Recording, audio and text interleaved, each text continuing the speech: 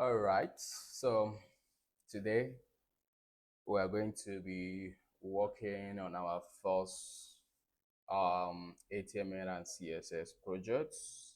And as you can see on the screen, we're going to be working on this simple page that display QR code for a particular application. Maybe you go to a site and you have a button where you can click to share, and they brought out this QR code that people can just scan with their phone and so forth like that. So it can be anything. It's just a simple page where we have the mobile design, and at the same time we have the desktop one. But if you look at it, there is no difference there, because what you have on the desktop, you see the same thing as what you have on the mobile. The difference is just that on the desktop you have enough space, but the content is center of the page, which is the same thing as what is going on the mobile too. As you can see, the spacing on the left and right are the same. But what are the things you need to do when you want to create your project, or when you want to work on your project?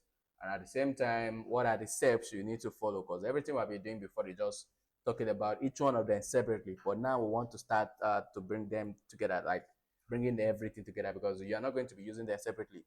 You'll be combining them together there. So what are the things you need to do? How do you structure your page based on the sites or the page that you want to work on? And as you can see here, I already have the project under this folder QR code with the two necessary files that we need right now. Other one will still come later on, like the image that is here. So we're going to import it. But for now, we only have the index.html and the CSS file, and already generated the page structure with the title QR code, because it's always good that you give a meaningful title there like that. So the next thing we need to do is to connect to our CSS. We just do that one down. Not that we want to deal with CSS, because the first thing you have to do is to arrange your HTML, then you apply the style. So I will just link to the CSS, which is something that we've talked about in our first class for CSS, by just typing the link, and it's going to generate the tag for us. The only thing we just need to specify is the location of the CSS. And since they're inside the same folder, we just type the name, and VS Code will bring out the stuff, and pressing enter, it will complete the suggestion for you, or you can type everything yourself. But once you start typing and VS Code is not giving you anything that is related to what you want, just know that something is wrong at that point.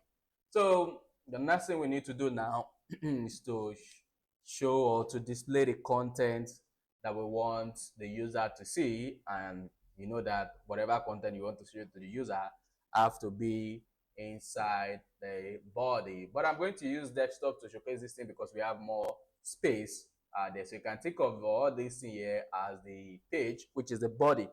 And inside the body, we have a container. So inside the body, we have a container, or let's just start from the body. So this is the body. But inside the body, we have a particular container there, which is this white box. And inside this white box, so if you look at it, you see that you have this box again, which is where the image is being placed. That's the image that we're going to be creating later on. Then apart from that, we have another one which you can just leave them or just group them together. But for this sake, I'm not going to group it like this. I will just put the H1 and the paragraph directly. So which means in this class, what we're just going to do is we have the heading, and at the same time we're going to have the paragraph. But when you're working on some element, you might need to put them in their own container too, because the way you are going to be arranging them on desktop is quite different from the way it's going to be on the mobile. I know I told you when you want to do some stuff to a particular element, what you do is to group them. And once you group it, then you can do whatever you want with that group without affecting any other group on the page. So the same thing here too, this white box. So in order for us to be able to apply the background here without affecting the body, we are creating a container. And inside that container, we're going to be having this image. Then after the image, we're going to have the H1. And after that, we're going to have our P tag. And there, we start applying the CSS like that. Because this is the first thing you are going to do. when you want to work on any element. You have to look at it first. So how do I arrange these elements in my HTML? Okay, what are the tags that I need to use to represent them? We've already talked about most of the tags we need to know. So it's now left for you now to know which one to pick for a particular element that you want to display on the screen. And again, too, we've talked about some of these grouping elements you can use there like that. So let me bring the image because we need the image. And how do you get the image? Most of the projects we are going to be working on, they are standard projects. So which means all the necessary file that you need for that project, they're already there. So the style guide, this is the one that will tell you which color to use for that project. Again, which fonts or which the font family that project is using. So you're going to see everything under the style guide. So let me drag it to VS Code, and as you can see, we have the white. So the white we are going to use in the project is just this pure white there. So the light gray, which is I think is what they are using for this paragraph. This is a color, or it's not. Then we have this grayish blue. Where are they using this one? I think it should be on this. No, the dark blue should be on the text that we have here. And for the body, as you can see, we have been told that our paragraph is going to be 15 pixels as the font size, and the family, which is the actual font they are using, is this outfit. So we're going to see how to, can you see that the link has been provided, where to get it. And again, too, the weight you are going to be using in the project is 400 and 700. As you can see here, the H1 is 700. Even if we don't mention it, H1 by default, all the H1 to H6, they are 700, their weight. Why the paragraph 2, their weight is always 400, 400 by default. 400 is just normal, which is what paragraph is using if you don't change it. But it's something you can change in case the text you want to place at a particular side is not following the weight you want, so you can change it. But by default, all paragraph, they are 400. All H1 to H6, they are 700. Or if the project is talking about something else with the font size, so you might need to update it, which is something we've talked about under the text property, where you can use your font weight to change whatever the weight you want on the text. So once we get to the CSS, we have to come here to pick all the colors that we need. And again, too, we have to connect our page to this font family so that we can use it in our project, and our text too will be able to look like this. Because if you don't use the correct font, you see that some of the text will not look like the way. And as you can see, this one is coming from sans serif family, because I told you any font that doesn't have that pencil, whatever stuff, they are coming from that family. If you use sans serif here, it will still work, but some text or the way it represents some of the character, they are quite different from each other. But all of them are coming from that same family like that. So the first thing you need to do is to add the content. Then when you are done with the content, then you apply the CSS to it. And the content that we actually need right now is to generate this container. Inside the container, we're going to place the image. Then again, we're going to place our H1, and we're going to place our paragraph with the content. But where is the content coming from too? I told you the project we are working on is a standard one. So everything that you need has been provided for you. So for the text, you are going to see it under the index.html. So once you open it as a normal text there, it's going to come aside, which I have this notepad to just open the stuff as normal text. Not because if you open it directly, it will open on the browser, which is not what I want. I actually want to see the text. And once this thing is done opening, you see that all the content that we need, they are already here like that. So what else do we need? There we need the images. So these images now, this is where we are going to see all the materials for the project. As you can see, the image is there like that. With the other project too, that's the same pattern. All of them follow like that. So the current one we're working on is here like that. But if you go to the other one, which I'm going to be sending to you later, as you can see, it follows the same stuff. The style guide is here. As you can see, this one is just normal design. There is no image for that project. But if you go to the other one, maybe let me check this news. As you can see, there is design and there is this asset. And the reason this one is having asset is because they are actually giving the fonts. Not that you have to go online and download. As you can see, the font is already there. Your own is not to include it. So once you get, you're going to see how to include the local font. The one we are dealing with this project is online owned, because that one is pointing a link. But this one is already there. You don't need to go online to link it. What you just do is to connect to the font that has been given to you. So this is local, and that's why we talk about different way of linking. You have the online one and you have the local. Any one of them you can have it. So not that, oh, it's always going to be online or it's always going to be local. It can be any one of them depending on the files that you are working with. So it comes with the font, and at the same time too, as you can see, it comes with all the images that you need for that. But not that you have to be going online to be looking for what to use. It's already there. Your own is just to place them at the correct location. And how do you know where to place them?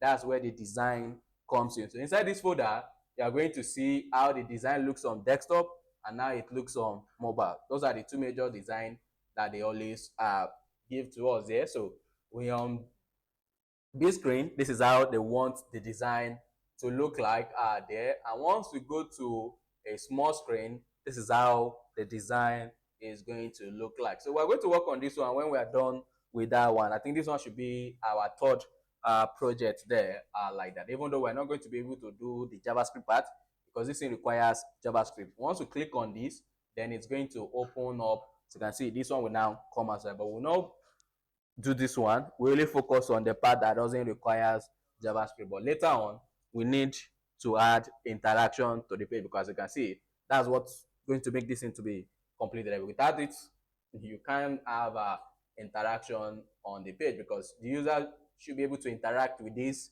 icon here. So once it's clicked, then this one will come outside again. To once this one is clicked, it's closed. Let's drop back, which requires a JavaScript there, like that. But for now, we don't have that. So let me go back into the project for that, then drag this one under the QR code. Again, too, I'm going to drag this one, which is this Wave icon. So what is this Wave icon doing there?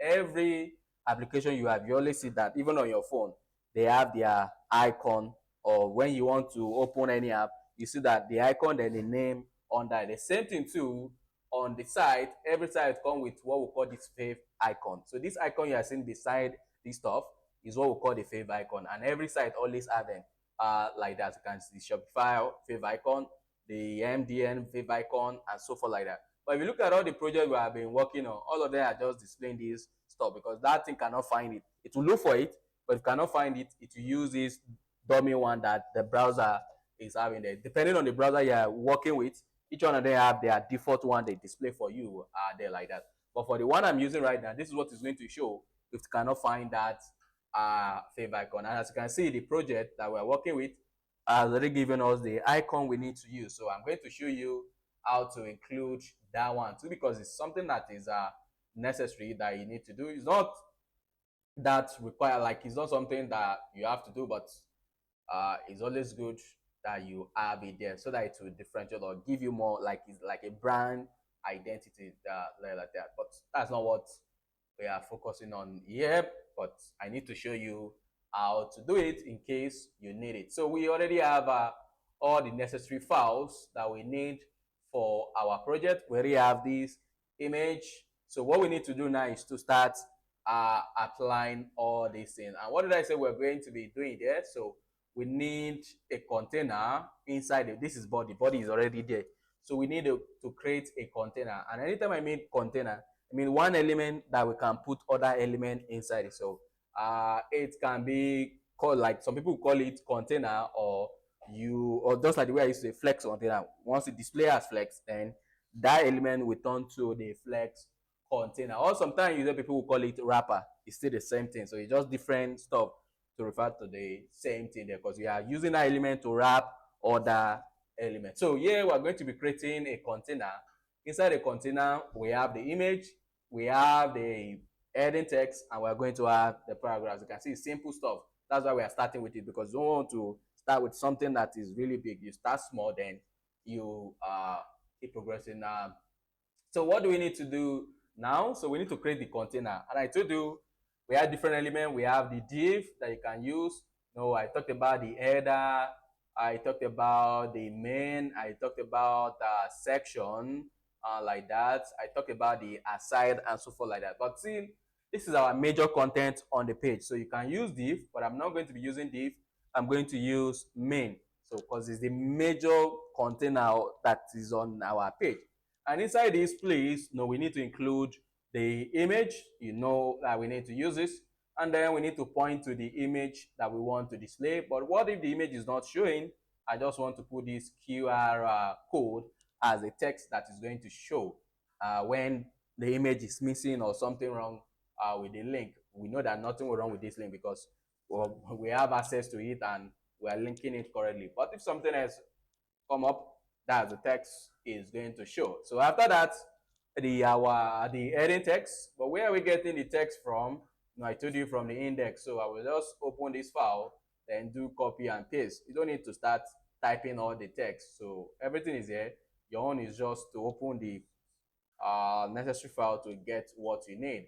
So after the H1, the last thing we need is there is just the paragraph there like that. So let me go to that file too. So as you can see, scan the QR, whatever stuff like that. So copy, then paste inside this the p tag. So save. Now we are done with the HTML part. Simple like that. But before I go to the CSS, let me run it and let us see what we have on the page. And as you can see now, everything looks somehow there, even though this thing is not in 100%.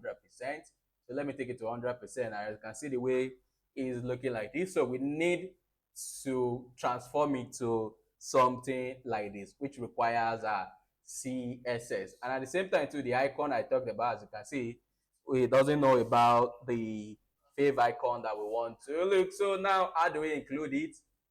You see this link that you're going to use. Now, I told you link can do different things, and that's why we have this rel, so that it knows what this href is all about. So again, you can use it too to link to your fave icon. As you can see, the type of the relation there is short icon. So once the browser sees short icon, it knows that whatever you are passing under href is the icon. But you know, this is not the name of the file.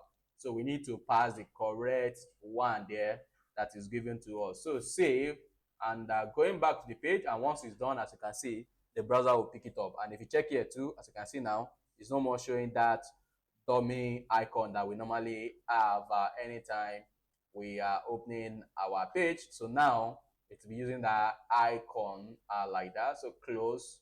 Let me close all these other items that I'm not using right now. So now the next thing we need to work on is the CSS, which is something that I've already connected to like that. But when you're working with CSS too, there's some basic stuff you need to do. You know, before we just kickstart with just using the property and so on.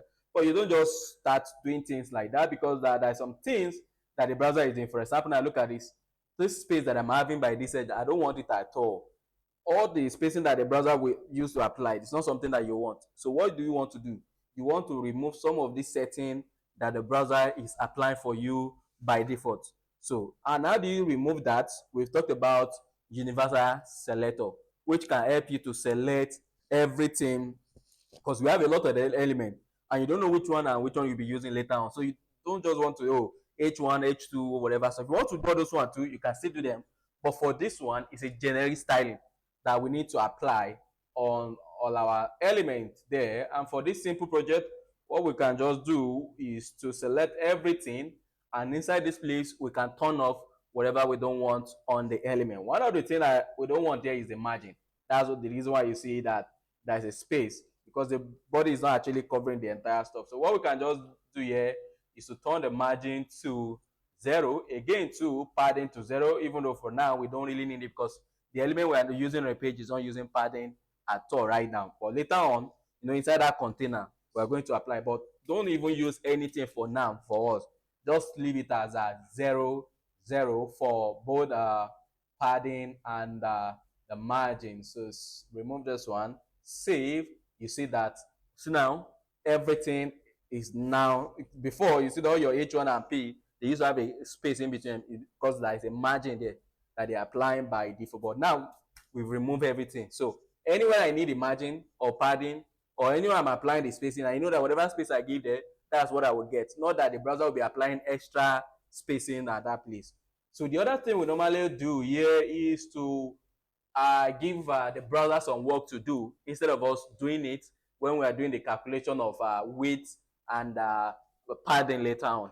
Because when you are calculating weight, what the and you have padding there, what browser used to do is that weight will calculate its own, and padding is going to do its own.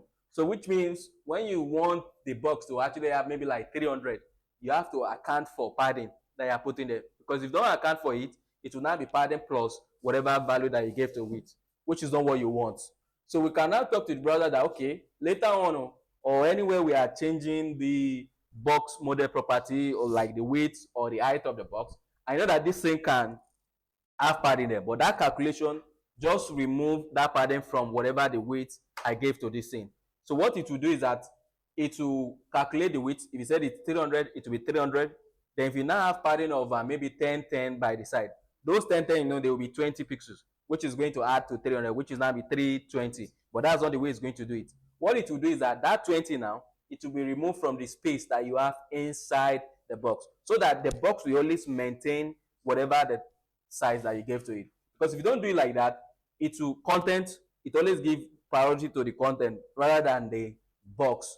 So it's supposed to calculate everything together, not just for the content alone. It should account for the box too, so that when you size your element, it will not be adding extra space. Because later on, when you are sizing your box and the number needs to be perfect, you start seeing that things are not aligned properly because of the way the browser is like it's giving you to calculate the stuff. So anywhere you want to apply the stuff right now, you have to take the account of the padding that you are using for left and right in the width. So, but if you don't want to do it, what you normally do is to do box sizing. So when it's doing the sizing of this stuff, just account for border box. What is doing by default is content. So it's only focusing on the content. It doesn't care about the box. So which means if you do anything with the box, they will have their own space separately from the content that you have there. So if it's, maybe since you have 300, it will be focusing on the content, not the entire box. But we don't want the browser to do that. So what you always do is to set this box size into border box so that the browser will be doing the calculation for you. You don't need to start doing the mathematics, like all those things in your head like that. So this is just the basic setting you always do most of the time. Another one I normally do here, which is not that required, is by setting the font family for all my text. Not that I have to be going inside H1, H2, or P. No. Since I'm selecting all of them here, any text I have on my page, they should have this same font family. But you know, the project we are working with has already give us a style that we need to follow, or the guide. So as you can see, the font family, what we need to use is this outfit. But I told you, whatever font you are using, if it's not available on the user system, the stuff will go back to the default whatever that used to be there. As you can see, nothing is working because I don't have this font on my system. But assuming I have it now, you see that it will update the stuff. So how do you now help the user to still use that same font without them, installing the font? Because there's no way you go to the site, they will not be telling you that you need to install this font first before you can check the site. No, you see that the thing will change the font automatically for you, even though you don't have it on your system or on your phone. So, and how do you do it? The way of doing it is downloading the font yourself and include it in your project, just like this image that you have it. Then you now link it to the CSS there. Or you allow external service to handle this thing for you. And one of the services that we have is this Google. Google actually give us this free font that you can use in your project there, and they will help you to host it. So you don't need to have it in your project. Once the user go to that site, the problem that they must have network. So you need to go to that place, download the font, and just use it for that your site alone. Not that it will download it on their system, that it will only use it on that your sites that you are loading at that particular time. So to get this, we just need to click on the link that is given to us. So it's going to go to that fonts.google.com there, and it will load that particular font. And next thing we need to do there is to select the weight you want. You can even select multiple fonts and you load it at once. So you see the number of fonts you've selected here on that. You can see few selected, whatever stuff. So if you have anything selected, it will show the number here like that. So what we can just do is to click on get font, or before you get font, you can just scroll down. You see different style and different weight, and how is it going to look for that particular weight. And if you want to test it with a particular text, like that, just type the text there, and it's going to show you how that text is will look for this particular. Again, too, as you can see, you can change the size. So just to preview how things look, but that's not your own work. That's the work of designer, because they are the one that will, you can see the design has been given to us. Our own is just to develop the stuff. So nothing concerned about checking it here. Is the design is what I be making this thing to come to life is what we're after, not that we start checking whether this thing looks good here or not. That's not our own job. That's been given to us to design already. So we don't need to start doing all those. I think our own is just to make sure that everything looks like this, which is what has been given to us. So what we need to do here is to click on get font. As you can see now, it's showing that we have one selected. If you still need more font, you just go to this font here, like that, and you can still select any other one. So they have a lot of fonts, Open Sans, whatever stuff you want to use. Just search for the font if you know the name. For example, here there we have this Roboto. Yeah, this is another popular font that you always see online, like that being used. As you can see, if you want to add it to, just click on it and it's going to add it for you. But we don't need all those one. Let's just click on this.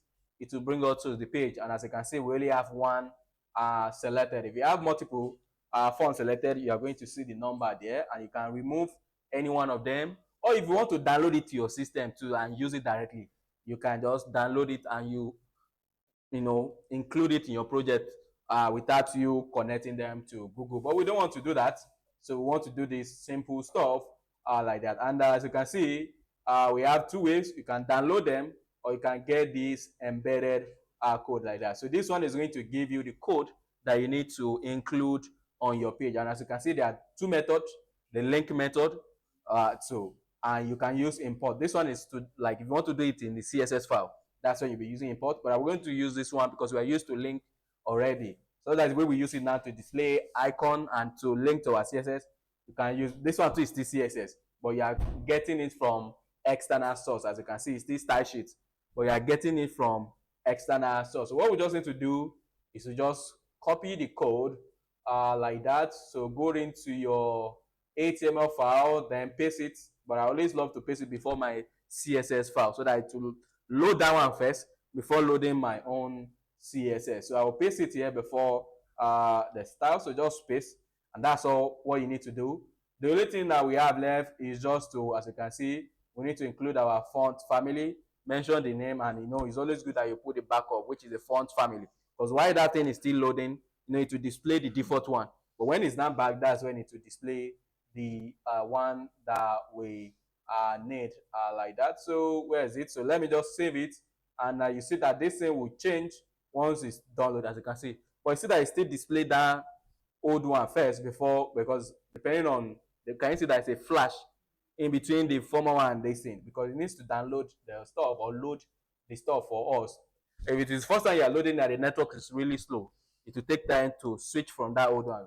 That's why it's always good that you just put the family at the end, so that there won't be too much of a difference in between the changes. So here we can just do sans serif like that. There's still going to be that change, but just little change. As you can see here now, it's just little change that is there, like that. So that's how to connect to Google Fonts anytime you want to use it in your project. So you go to the page, or if you have the style guide, they will give you the link. Just click on it, it will take you to that font, and again you select whatever the weight you want there, like that. And as you can see already, this one is having weight of 100 to 900, but the one we want to use here is just 400 and 700, which is something that has been set already. We don't even need to do it.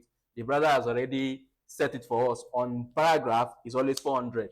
On H1 to H6 is always 700, which is something you can check by clicking on it, inspect the element, which is going to bring out our dev tools like this. So let me increase this stuff like that. So if you scroll down, you are going to see that the font weight has been set to bold, and bold is the same thing as just 700. So we don't need to do that again. Too, when you go to the P tag, you see that the font weight, where are you, which is all by default is always 400, like that. It's not even showing. but by default is always 700, which you can click on this show all if in case you want to show, you want to see everything, whether you apply it or it's not being applied. So as you can see under the F like that, F, or you can search for it at the top. So font, weight, W, where are you? Down. As you can see, it's always 400. So all paragraph by default, they are 400, but it's something you can change. So which means you don't even need to talk about weight. It has been set already.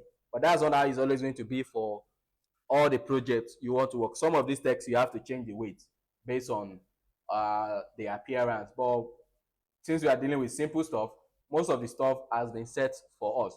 The only thing we need to focus on now is the background of this body. So we need to work on this container and then work on this. So as you can see, the edge is rounded and so forth like that. Again, there's a shadow there because if you look at it, it looks like a light shadow going on at the back of the stuff. So we need to apply all this. So how do we apply it? Let's go back into our code, which is the style. So the next thing we need to talk about, what you only do is this body, because that is the next element. Because you see the way I'm taking them, uh, so the way you place them, that's the way you be select. You can actually arrange them anyhow, but it's always good that you do it like this, so that when you want to do any changes, you know where to go to look for that. Not that, oh, you start looking around in your selector. So the way you are going to be doing all the selector, you start from, in case you need to do anything with HTML, you start with the HTML. Then from there, you don't do anything with the head because head is used by the browser. So you don't do anything with that one. And again, you have the body. Then inside the body, as you can see, after body select on that, we move to main. Then after the main, we move to the image. After the image, we move to the H1. Then we will now move to the paragraph. That's how you do it. You start from the top and you keep selecting them one by one. You keep moving down like that. Assuming that we have other elements apart from this main now. So when we are done with everything related to main, then we now move into that next one that follows main. So that's how you do it. But you can actually arrange them anyhow you want. But the advantage of doing it like this, because when you need to do any changes, because you always do changes a lot, majorly what you always do most of the time is maintaining that stuff. Creating it is not the major, even though creating too is there, but most of the time what you'll be doing later on is to maintain. So, and when you're doing all this maintenance, you want this thing to be quick, not that it's something that you have to keep doing a lot of work when you're maintaining the stuff like that. So yeah, the body, most of the what you always do most of the time is to firstly make sure that the weight is 100%, like it's covered up the entire body. Again, too, what we normally do is overflow X. Anything on the X axis, we don't want it to keep scrolling at all. So if the content is more than that, just cut it off. So because you don't want the body to be scrolling anyhow. So we normally use this hidden. Another thing we normally use is this minimum height, because the way body work is that it will only stop when your content stop, even though it looks like the body is this entire white here. But when you're applying like background or whatever stuff on the body, it will only when the background image, it will only stop when your content stop. So you don't want the stuff to stop even though the content is at that place. We always want it to cover this entire white area. So that's why we're using min. Not that it will stop there, but this is the minimum one that you have to maintain, which is something we've talked about. You can't go less than this, but you can go more than that. So we want to use 100. No, now we are saying this thing, the minimum is always going to be the height of whatever the screen that you have there. So if this thing reduce, it will recalculate the value there like that. And as you can see, mostly you will not see what is going on. But when we get to all this other design later on, that's where you started seeing all these things coming out there. So the other thing we need to apply is the background color, because the project we are working on, going back there, as you can see, the background is this kind of a light blue stuff that we have there, and this thing has been given to us already. So what we just need to do is to copy the color code. Later on too, we're going to talk about this thing, because when you're working on some project, you see that the same color, you use it in different places. Now imagine you want to change it later on. It means you have to keep going into those places. So there is a way of actually assign a name to your value, which is what we're talking about later on in the next class, which is a variable. So instead of you doing copy and paste for this value every time, what you just be doing is copy and paste the name. So anytime the value change, wherever you use that name, it will update all of them at once. Not that you have to keep going inside each one of them. But for now, we just use that. So I think this is a one. that we need to use at that place. So let me copy the color and going into the body, then paste wrong location. So paste the value and save. And once we save, as you can see now, we have the background on the body. So again, we need to work on that our main now. So how do we work on the main? We're still coming back to body, but I want to do something with this main. So background color here, this one is just white. I don't need to go and copy that their color code because there is white of that one. You see the same thing as white of this one. So there is no difference there like that. So I don't need it. And as you can see, it's not showing white, but if you can see, there is little kind of a space under the stop because that's where this one stop. That's where that container stop like that. And this one is like that is because of this image. It's kind of a really big, but by the time we reduce it, you see that it will, but the image too has stubborn. You are going to see the property too that you need to be using by default when you are dealing with your image because they are only stubborn. They don't follow wherever you place them. They will just grow anyhow based on whatever you have there. So this main now, we don't want it to just keep going wide anyhow like that. So if you look at it on the desktop, you see that it's maintained a specific width, but on the small screen, you see that it's like it's taking 90% of the entire whatever stuff. So we've talked about percentage because we know that this thing will always depend on its container. So in its parent. So what we can just do is the width is 90% like that. So you can see now, it's not taking 90% like this. But we want this thing to be center inside its parent. It's inside the body. We want it to be center. And again, too, we want to have space around that body. That's the padding now, inside it. So which means this body now, in order for us to have that space, we need to use padding, which I'm going to use this 1 rem like that. And as you can see now, it will give us this spacing around that place. And again, we want this thing to go to center. To go to center, we just need to display it as flex, align item to center, and justify content to center. So align is talking about vertical, and justify is talking about horizontal because our direction is row right now. So once I save now, as you can see, it will make sure that the box is now center like that. But it looks like it's going outside of the screen because of this image. Once we reduce it, it will come in there. Again, to this container too, as you can see, the content, they are now at the edge of it. But if you look at what we are working on, that's not the way it is. You can see that inside that container too, we have padding there. So the spacing here, the spacing here, the spacing here, and the spacing down here. So we need to apply padding on this one too. So padding, let's use 1 rem for that one too. And as you can see now, it have that spacing. But look at the edge. It's not rounded. So we need to use our border radius, which I'm going to try 1 rem, and I think it's okay like that.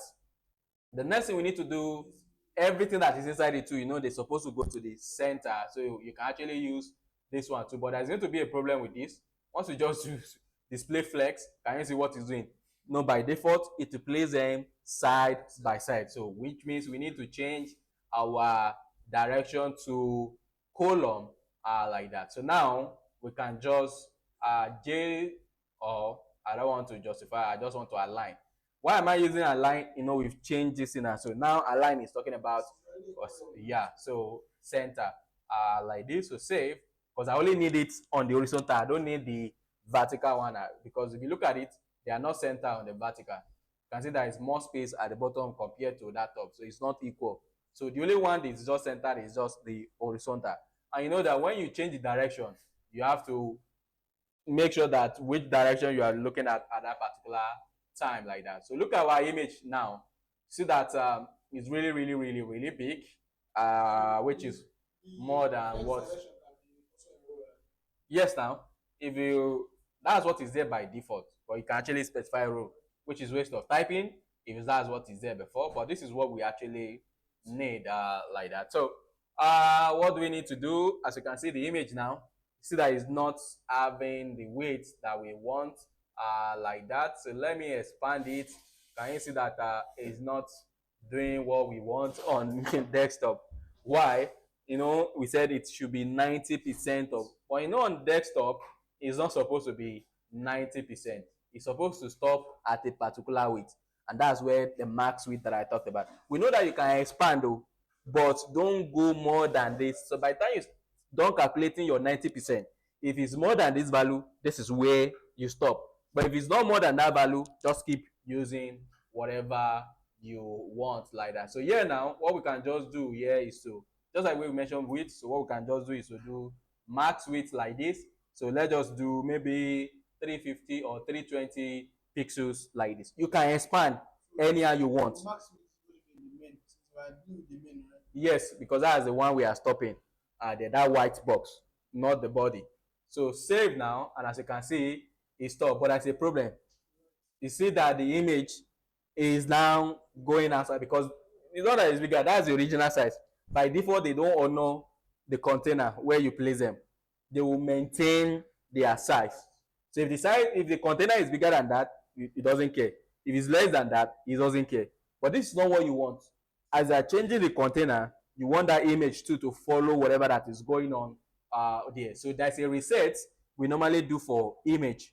So what the reset you do, any reset you want to do, we normally place them at the top. Any reset should be at the top so that you quickly see what are the resets you are doing there. So this image, what we normally do is that the max width should always be 100%. So no matter how you want to grow, don't grow more than wherever you are coming from. So if you are placed inside a container and the container is in 300, you can't go more than that 300. So once this thing is saved now, you see that it will not grow more than where you place it. But there's still going to be a problem if, assuming the container now is really wide and it's not more than the box. So sometimes what you can do here is just, instead of you using max width, what you can just do is to do width directly. So which means don't go less and don't go more than the container. But in some places, what you need is this, because you want it to maintain its original size, but don't grow more than the container if that container is actually the same. But for this our project, we can just say width is what, 100. So don't go less and don't go more. Stay as whatever your container is like that. But later on in some project, you have to use max width, and in some places you have to give that image a specific width and height, because not every time that they are going to fill their container. Most of the time, or sometimes, they are just small icons like that, and you don't want the thing to just big, because when you apply some flex later, you see that some things will start stretching. By default it is stretch, so but you don't want it to stretch. For example, like all this one now is not really going to be big like that, so you need to give them maybe a definite width. But the height, as you can see here now, is not just going to be expanding anyhow. It have to be some different. Again, to look at the logo, it's not just getting big anyhow, it's of a specific size. So sometimes you have to mention the size yourself, but by default you always do this reset every time, which is going to be max width like this. So you can expand but don't go more than wherever you are placed. So whatever the container there, whatever the size of it, that's what you are going to have as your maximum distance. As you can see now, it's not going more than that. But since it's just this simple stuff, I will cut it and I will move it down here. But that's how you do your generic. No, it's just one we have, so I will just move it down.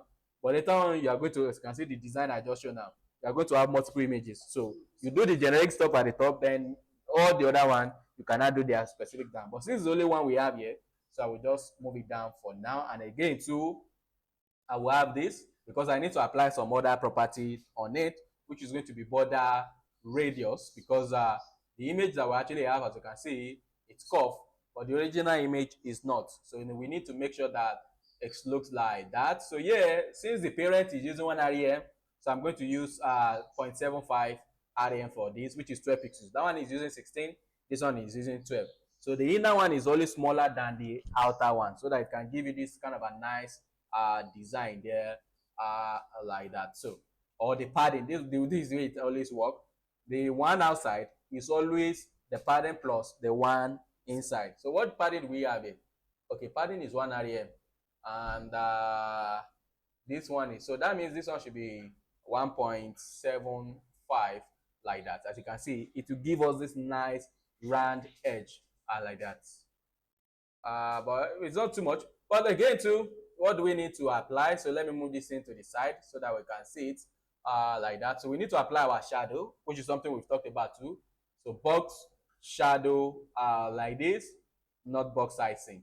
Box shadow, we have the movement on the X, we have the movement on the Y. So on the X is not moving at all, or the Y is what is moving, which is coming down by 5. As you can see, it will show the shadow like that, but I don't want it to just be pure like this. The next we can mention is the shadow or the radius like that. So here I can just maybe like 10 pixels, which is the shadow of that be the radius of that shadow. And as you can see, that is spreading the color more now, but I don't want this color. The color is too sharp, so I want to apply my own color, which I'm going to use this RGB here, because it allows me to apply alpha channel. So it's still going to be black, which is the same thing, but instead of it to just be pure, because what I just typed now is the same thing as what is there before. The only thing I just want to add now is the channel, which is, let me use around the 0.5, which is still too much, 0.2. And as you can see now, it started fading out. Or let me use 0.1, because it's kind of a, you just wanted a subtle shadow at the back of the stuff. It's black that I'm using, but the alpha channel is 0.1, which means you can see everything at the back. It's just little of that color that you are going to see like that, and which is giving all this stuff. But there's something here we need to work on. The spacing in between them is not like what we have. As you can see, the spacing is really much in between, which is the gap that we can use that. So, and where do we apply gap? Is from this container too, because it's the container that control whatever that is inside it. So here we can use gap maybe around this 1 rem, and as you can see, it's going to give that space in between each one of the item that we have inside it. Or if you want to see it more, you can see you can increase the stuff. Again, to all the text that are inside is supposed to be at the center, and we need to change the color. So when you need to apply some property on multiple items inside the parent, you can just quickly do it on the parent. Those items now, they will, most of the property, they can inherit from their parent. So which means if you do something on a parent and you don't do it on the child, they will just use what is coming from the parent. But if you not do it on the child, it will not use the parent again. It will use the one that is coming from that child. So anytime you can say we need to do it for this and we need to do it for this. So one way of doing it is by selecting the two of them together by just saying H1, which is the all selector we talked about, because I want to do the same thing for the two of them. So we can now do text align, then center like this. So save, you see that it will apply it. But instead of you doing it like this, like that, you can just apply it on the parent too. So removing all this one, then save, it still do the same thing, because they can inherit property from their parents. So that's how they do. They will check, do I have this property? They don't have, they will go to the parent. Parent, do you have this property? No. They will check the parent of that one, and that's how it works like that. That's how you are going to be seeing that you apply something, but it's affecting what is inside, because they used to check what you are doing with the parents. Some of them, or not all the properties that behave like that.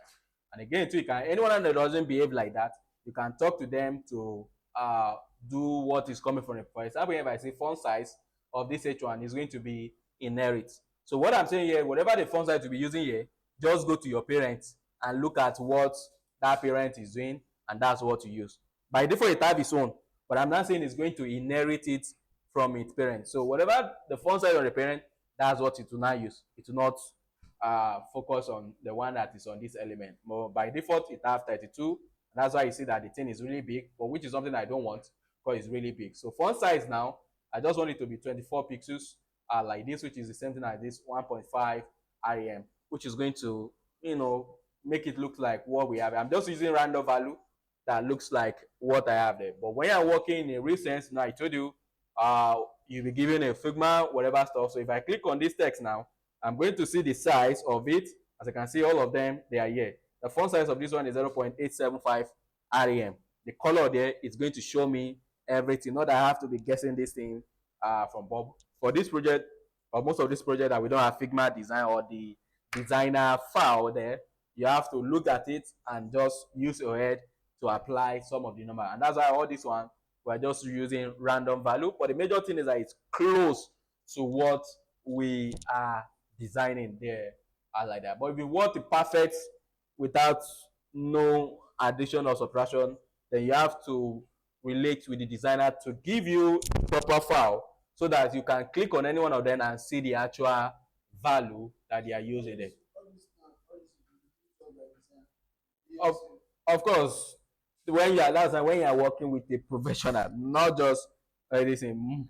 When you are learning, most of the time you don't need that because you just use what you are focusing on is the design, but the value will be coming from your based on what you are looking at. You just keep applying until you see the one that, and that's what we are doing here. So like that. But working on this big projects, it's good that you have something like this so that you work faster, not that you start guessing the stuff every time. You already know what needs to be there. Just copy and put it in where it needs to be, like that. So again, the color here is different on the text. So it looks like black, but it's not really black. So the color has been given to us, which is this dark blue that we have there. So we just need to get the color like that. So paste and semicolon. So save, and as you can see, the color will change again to that paragraph too. It have its own color, which is this grayish blue.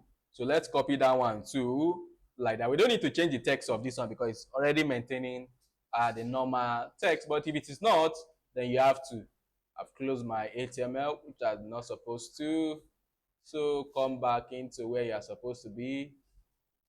So move it back. Yeah. So go back into the 8.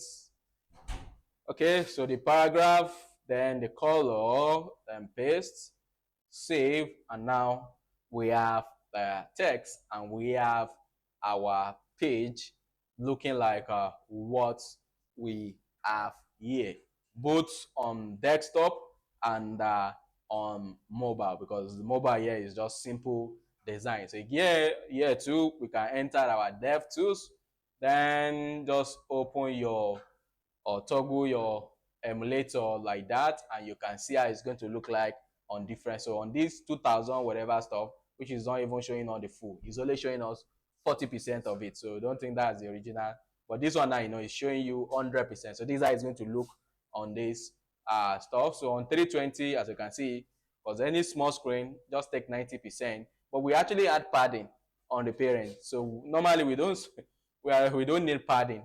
We don't really need padding like that because it's taking 90% already. That's why I say that there's more space at the edge there. So what we can just do, instead of applying that padding on left and right, we can remove it, but we need it on top and bottom. No, I told you that this padding can, apply on left and right and top and bottom. So left and right, I don't want anything, but top and bottom, just apply it. So now as you can see, on left and right, it will just take the 90% that is doing, not that adding s, because what it's doing is that it add extra 16 here, extra 16 here, and that's the reason why the thing is now big, because normally it's supposed to be 90. So 90%, this is a 5%, and this is a 5%, because that's what, the remaining 10, that 10 will be divided by the left and the right. The same thing here too, that we use 1rem. So 1rem will go to this, 1rem will go to the, which is 16, which is now adding extra more to the side. So even on desktop, is not even needed because we have enough space on desktop already, like that. And remove this. Now we have our page like that. So this is just the way you always work every time. So you have your page, you generate all the necessary content that you have there or the necessary structure. Then from there, you apply the CSS. And we're going to see how to do this with a more complex project tomorrow there, like that, because it's not every time the design you have on desktop will always be the same thing as what you have on the mobile, like that. So instead of us doing that, so what we can do here is this, the design. Yeah, so as you can see, this design now, the mobile one is quite different from the desktop. Even the image save, I think the image are different, the image that we are using. But if it's not, you just need to apply some of these properties to make it look. As you can see, this is how it is when it is on the mobile, and when it go to the desktop, this is what we need to do. Even though it's still the same element, but you are changing the positioning of your element. And we have the display property to do this thing easily there like that, because we can change the direction of our element or the container there like that. So this is what we need to have on desktop. This is what we need to have on mobile. You see that the content are the same. The difference is just where it's placing the, like this image and the actual text. So which means here this is one container on its own. This is another container. But again, the two of them are inside the global container that is now changing them. So this one, the container here, is the one handling all this one being placed on top of each other. The one here is one handling the image inside it. But there is one that is handling the two of them by placing it side by side or on top based on the screen that you are working on. And how do you detect the screen that the user is using at the particular time and apply your CSS based on that?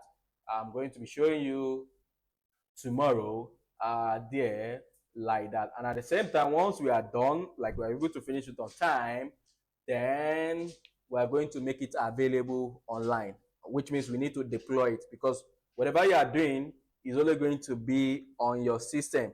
Nobody can see it except you show it on it. But we want the user to be able to just type something in their browser and it will appear to them. So we're going to be deploying it there, and you can showcase the link to anybody who go to this is what I worked on, or go here and do that stuff. But before that, you two, you are going to replicate what I just did today like that. And again, start tomorrow too. Another assignment is going to be given, which is different from this, but using the same kind of pattern, because everything is always pattern. So once you know one, the same pattern you use is what you are going to use for another one. The content might be different, the color might be different, but it's still the same pattern that you follow there. And everything we use there is still what we're going to be using, but we're adding more into the stuff there. So that's going to be all, nothing much today. Is just to put everything together that we've been learning so far. So that